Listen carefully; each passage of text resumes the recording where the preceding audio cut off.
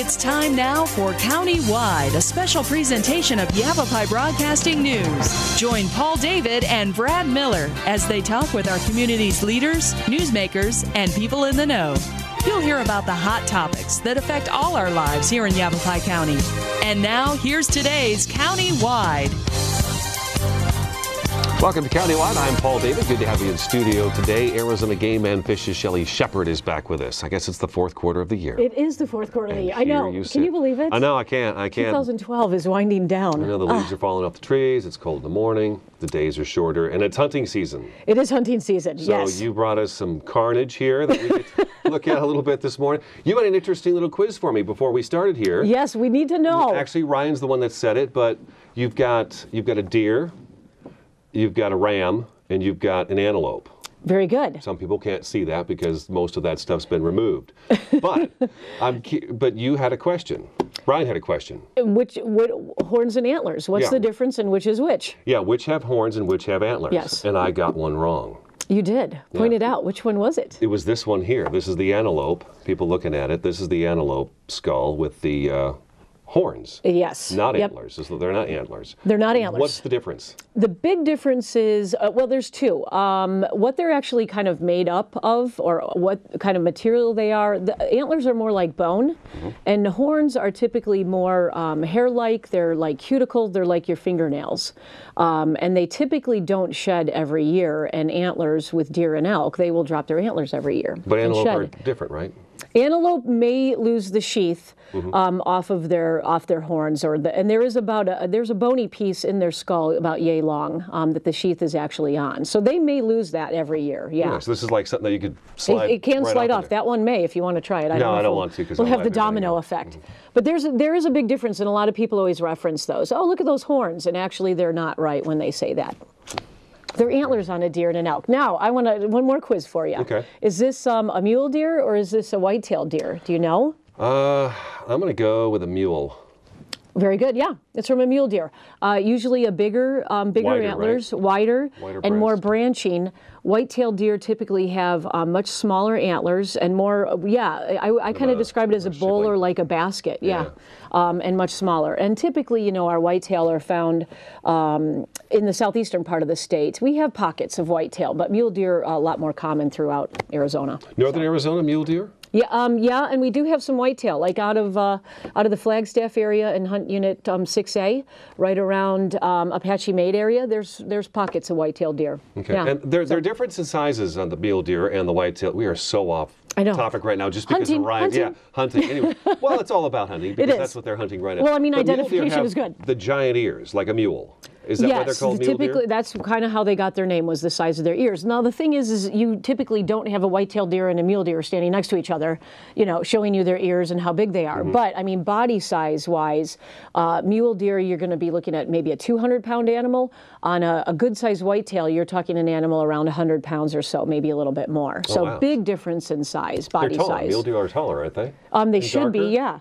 Coloration could be tricky because of times of the year. They're very grayish in color. Okay. You may see whitetail that maybe have a little bit more brown, but still a lot of animals typically, there's our stuff going, kind of have tannish coloration in Arizona. And it's mostly because of our temperatures and to blend in with your environment.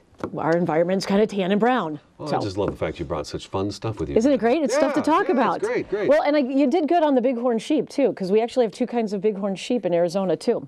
There's desert bighorn sheep and there's Rocky Mountain bighorn sheep. But for the most part, they kind of look the same. Okay. Just for simple reference. Yeah. Interesting. Okay. We've had a couple of press releases. Yes. And I'm sure we talked about this in the past. I'm probably asked somebody from Game and Fish about this and did a story on it years ago. But you're taking hunters, obviously out hunting, and you're asking for them to bring you deer and elk tissue samples for chronic wasting disease. Yeah. And it just dawned on me the other day, I keep saying chronic wasting disease. People hear me say that, but I really don't know what it means. Either I forgot or I've never really asked. Well, what is chronic wasting disease? And it's tricky to describe it, and I'm going to keep things kind of simple on the explanation. I like simple. It's a neurological disease, and if a population of animals get it, I have to be quite honest, it's typically fatal. And so if we find it in a population, pretty much those animals in that population are going to die. Symptoms are very thin, emaciated-looking animals. They may be salivating quite a bit, stumbling around, really can't get around very well. They just look unhealthy. Sounds like rabies almost. Yeah, you know what? Body symptoms, I would say, probably pretty similar. So that's one tricky thing, is there's several diseases out there that kind of are associated with different types of wildlife, but sometimes the symptoms, a lot of them are the same as, you know, these bodily functions that are going on. But chronic wasting disease, a lot of people say, well, where's it coming from? What's happening? And that's the hard part to describe. It's tied with bad proteins and these things called prions. So is it an airborne kind of thing? Is it found in the soils? And those are just some of the possibilities. I don't know if we totally have the answers on exactly where or how animals are getting it. The other thing, too, is a lot of animals like deer and elk, they feed together, they drink at the same locations, and so is there any passing on with that? Some diseases are passed on that way, but again, is that how chronic wasting disease is getting passed on? It's not quite sure. Not quite sure. So, and it's in our bordering states. You said Utah, Colorado, and New Mexico. Yes, all so have it. Hunters that are hunting in those game units along the border, you especially would like them to participate in this program. We definitely would. We've been testing since 1998, and up to now, no animals have tested positive for chronic wasting disease, but those are the hunt units that we assume we may first see positive results for chronic wasting disease, especially because those bordering states. And when we want hunters to help us out with testing, we really need the head. We're going to pull lymph nodes out of the head. Now, you can keep your antlers, but we do have to kind of get in there and do some cutting and remove these lymph nodes in the animal's head. That's why we say, bring your head on down. Bring your head down. So that's what you need. I know that's worded tissue sample. I know, but actually but that's what you what want it is. You want the head. We do want the head, yeah. Okay. And a lot of times folks are just leaving those with us. I understand that there's going to be a time where somebody may get a trophy animal and don't want to get rid of that. And we will do our best to see if we can get a sample. And sometimes we may not just sample that animal if somebody wants to salvage everything. Because, you know, you need the hide and whatnot if you want to mount the animal. But we can do our best to kind of show somebody where we're going to be cutting to get into those lymph nodes, because they're kind of in the neck, in the throat area. That's where they are. And what you'd want, if you had a trophy, to mount that part, you'd have to have. You may, yeah. So. But we don't have it here in Arizona. That's the good news so far. As far as we know. We don't have it as far as we know. Okay. I think we're sort of in the mindset that it's just a matter of time. And I think some people may be wondering, okay, Game and Fish, so what are you guys going to do if we do detect it? So if we have some positive results, of course, we've got a pretty good protocol in place. The biggest thing is that you've got to go in and probably remove a good majority of that population. So you find out where that hunter got that animal, and then you go in there and try to find the rest of the herd. Yeah, and maybe do some observing, see if we have other unhealthy animals. Was it an individual animal? But I think what they have found in other states, and is certainly kind of back in the Midwest, is that once a few animals have it, it does spread pretty quick. But if you can isolate that group and remove those animals, you may have a chance of stopping it. And it's just going to be a matter of us continuing to test. There's also some information and recommendations on for hunters if they're going to be hunting in other states, and what to bring back into Arizona. And other states are more restrictive than we are. You can't, let's say you can't bring any part of the spinal column or brain matter, brain tissue. Some states are really strict on that. Right now, what we're recommending is that you, if you're going to bring back any part of the skull, remove all that brain tissue.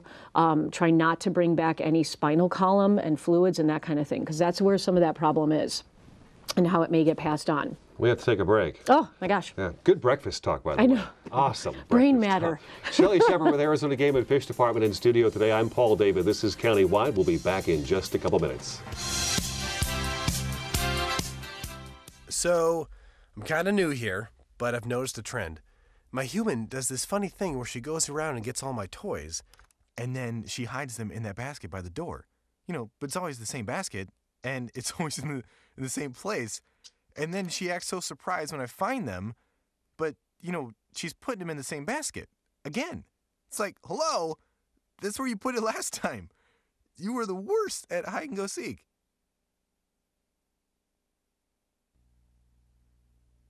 I was in junior high the first time I caught my mom using denial. She had to have known her painkillers were missing because they kept stealing them. Her denial was so out of hand. So she doesn't even know? I'm going out. It was like I could get away with anything. You kids have fun. And that was when I knew. When she was addicted to denial. Denial is a drug. Get help. The partnership at drugfree.org.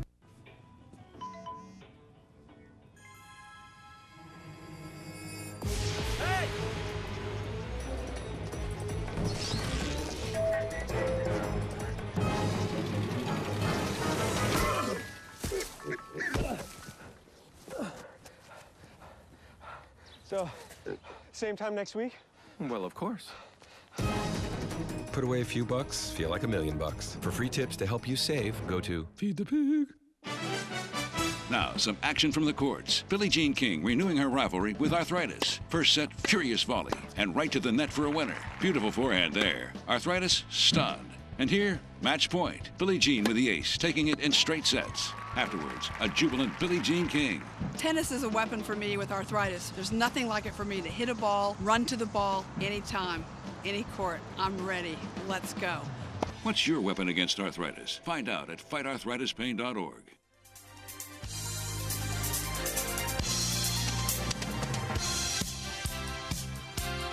Welcome back to Countywide. Arizona Game and Fish's Shelley Shepard in studio today. We're talking about hunting and chronic wasting disease, and we're going to talk a little hunting etiquette right now. We do this show every year because I just feel like hunters have spent a lot of money and a lot of time getting prepared to go out for their, it's like a trip to Disneyland for them. It is a big thing every year. It is a big deal for them. Yeah, I mean, I've been seeing them for months along 89A, and you see the pickup park there, but they're out there scouting and looking around, and they're going to fill their freezer for the winter and next spring. Possibly, yeah. I mean, there's a lot of folks out there that want to do it to get in the outdoors, to get meat in the freezer, you bet. And it is kind of a traditional thing for a lot of people. And you just mentioned people going out scouting ahead of time. I cannot emphasize that enough. Is we have some folks, unfortunately, it may not have a lot of time, but the wisest thing is to get out into that area where you have a tag, learn that area, learn the behavior of those animals. Where are they going to bed down? Where are they going to get water? Learn what they're doing. The folks that are going to go out the weekend of their hunt and try to find animals are going to have a tougher time than the people that have been out scouting. And for somebody like me, I don't hunt, but I've got respect for the hunter because they have spent so much time and money on this, and it's a big deal for them to be able to go out and do this. What should I do when I'm out in the forest as just Joe Blow out there going camping? What can I do to make sure I don't ruin somebody's hunt? I would hate to ruin somebody's hunt. Well, it's good that you have that mindset, because I think a lot of folks probably don't have that mindset or don't even know that there's potential to do that. I think the one thing is that folks that are not hunters, they may want to go out camping for the weekend, go ride their ATVs. Take a look at our hunt booklets. I've got a bunch of them with me this morning. Look at the hunt booklets, see what areas have hunts, and check those dates. Because a lot of times when I'm out on patrol, people say, "Oh, I didn't even know it was deer season or elk season." Right. How not to ruin that? Well, I think everybody has to have that perspective that we all have the right to use the woods and be out in the forest and enjoy ourselves doing whatever it is we want to do. But typically hunters are going out very, very early before the sun is ever up. They're getting to their location and waiting for the animals to start moving. Most of your other recreationists that are out on the weekends or during the week stay in bed later, have breakfast, then they go out hiking. So a lot of times the hunters' areas that they're going to and the times of day that they're going to be out is sometimes different than other folks. If you came to me and said, "Hey, where should I go? What should I do?" I'd say, look at the booklet. Let me know where you're going to go. Let's see if there's any hunts. And then I would just say, be very aware of early mornings and evenings. Don't go to water tanks. If you decide to take a hike, maybe stay on those designated trails and whatnot that the forests, have, made available for people. And the other thing is that hunting activity should not be taking place near those recreation areas. So campgrounds, some of the boat ramps, which frees that up then for other people that want to just go out and recreate and do whatever, ATV riding or hiking or whatever. I think wearing something brightly colored Not as far only as someone for like you, myself out there. for yourself and the hunters, you know, it's not a mandatory thing here in Arizona, but it makes you a little bit more visible. Certainly, if you have pets with you, keep them nearby, and also maybe put something on them that's brightly colored. So, you know, nothing is mistaken for something else, an animal, let's say. And then I would say if you are out in certain areas and you see a hunter's vehicle, you may just want to go to another location. Or if you do want to kind of, for some reason, you wanted to get photographs of a certain spot, let's say, just be very aware and maybe keep your noise down and quiet. We do find that people go out target shooting as well during some of the seasons. Sure. And again, everybody's entitled to use the, you know, the forest and get out there. So share. Share the woods. Share the woods. You know, I did not know when I learned this the other day, but one of our guys here has a tag, and he says, "Oh, I got a week to do it." And I thought, "What do you mean you got a week to do it?" He says, "I've got a week to find my elk and then and take my elk." And I thought, "You only get a week to do this?" See, I thought with hunters going out and parking on the side of the road that they had a month or two that they could be out there, you know, looking for their hunt.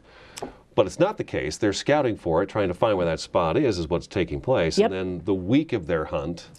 One week. Most of them are about a week long, That's what you're on your tag. It will designate the dates that your hunt is open, and you have to stay within that time frame.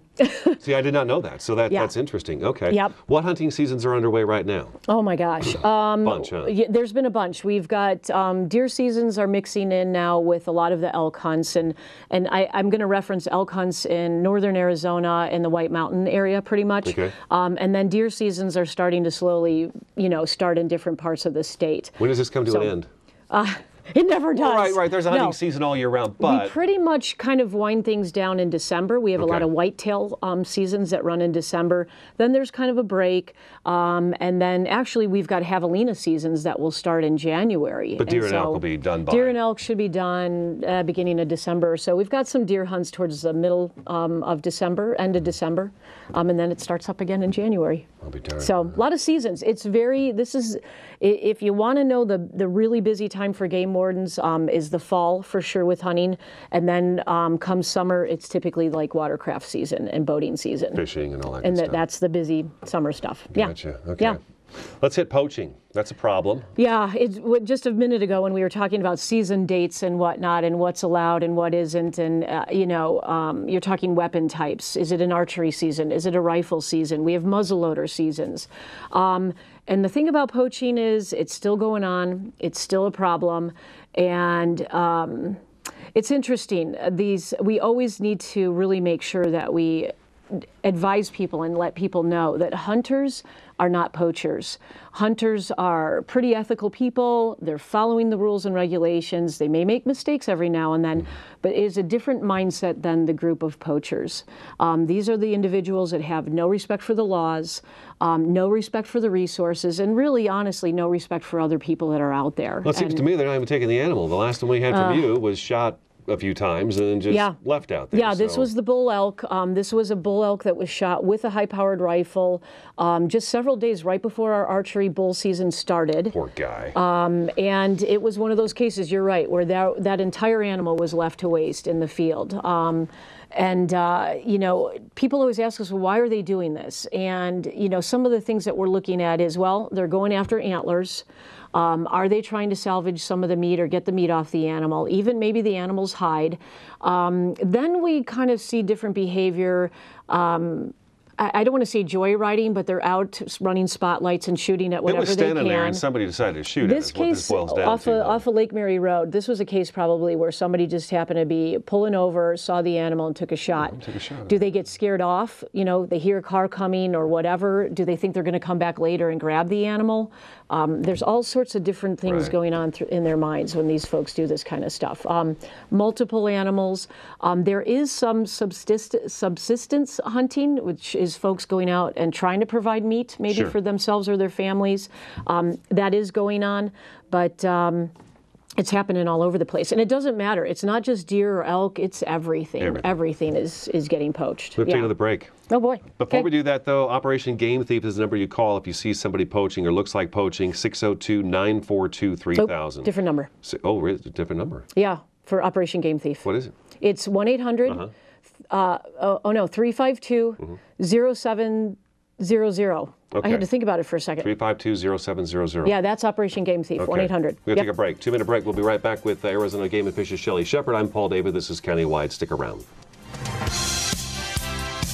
Having a fire escape plan is very important to keep your family safe and together in the event of a fire. When you awake to the sound of a smoke detector and smoke in your room, don't stand straight up. Carefully roll off your bed and stay low under the smoke.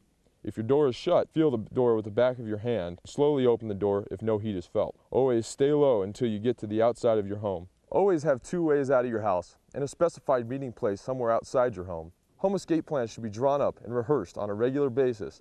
This could be the difference between life and death if caught in a fire. Yes, ready?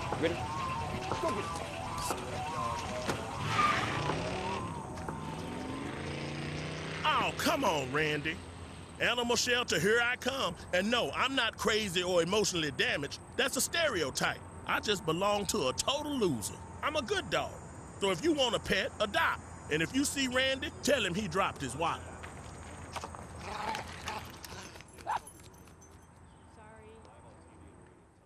Fire can happen at any time. What would you try to save? My family photos. My grandfather's war memorabilia. My dogs. I'm firefighter Brandon Wacker with the Cotton Fire Department.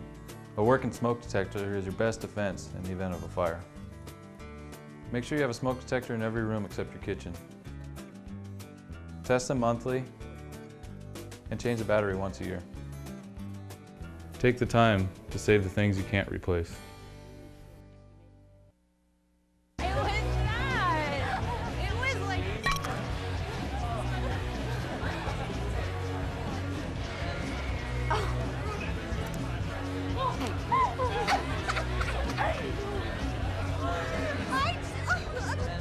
It's easy to tell if you've had way too many. But what if you've had just one too many? Buzz driving is drunk driving.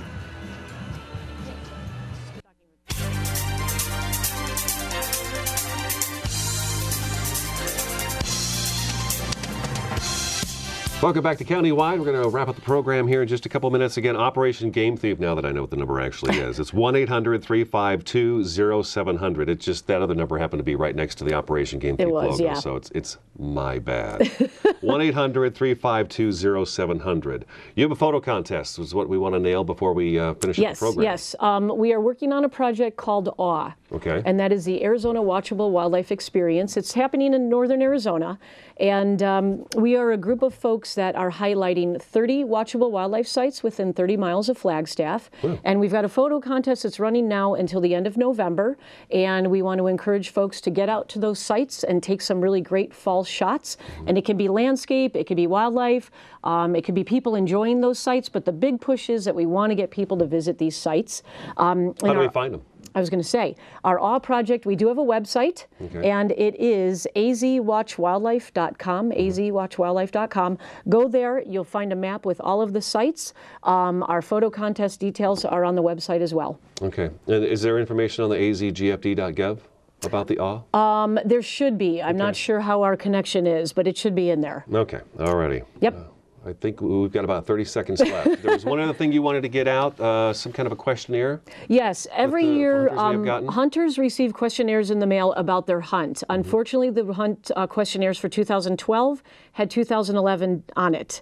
It is the questionnaire you should use. Fill it out, send it back in, even though it has the wrong year. It is for 2012. Okay, all right, copy-paste error, I imagine. I think so. Okay. But we wanted to get the word out. Well, good seeing you. Thanks for bringing your buddies in here. Yeah, I'm glad we could come down for the drive. And we'll see you in the first quarter next year. You bet, yeah. Okay, Arizona Game and Fish's Shelley Shepard in studio today. I'm Paul David. That's today's Countywide. We'll talk to you again next time.